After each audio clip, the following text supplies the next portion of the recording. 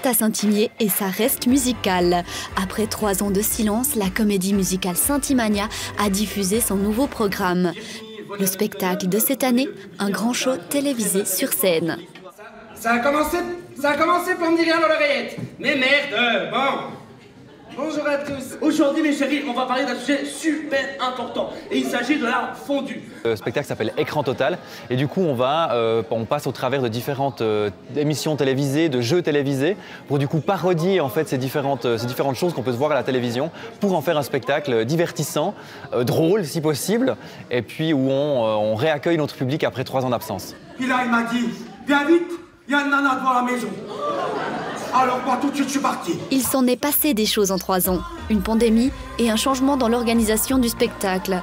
Pendant près de 30 ans, le club de football local, le FC Erguel, était derrière l'organisation de Saint-Imania. Cette année, le groupe de théâtre prend en charge seul, pour la première fois, l'organisation de l'ensemble de l'événement.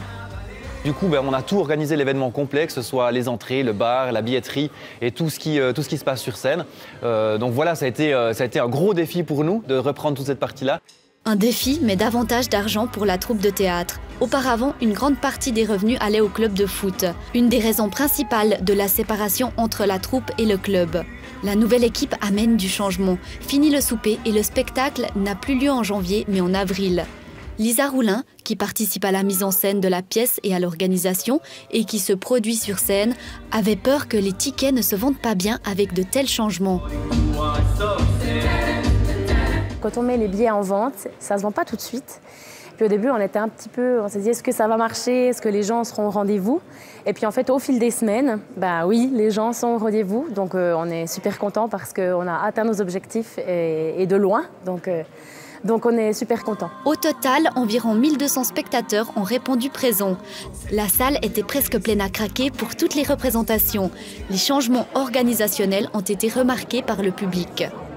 Les autres années, on pouvait dîner, souper avant le spectacle. Il manque un peu les repas, c'est vrai, mais bon, parfois c'est une organisation qui est un peu différente, c'est tout. Moi, je dirais pas forcément que c'est mieux ou moins bien. C'est différent. Enfin, franchement, je trouve que ça change. Mais avant, on venait pour rigoler et pour voir de la bonne musique et du spectacle. Et maintenant, le ressenti, c'est la même chose. Les nouveaux organisateurs tirent un bilan positif. En 2025, Saint-Imania fêtera ses 30 ans d'existence.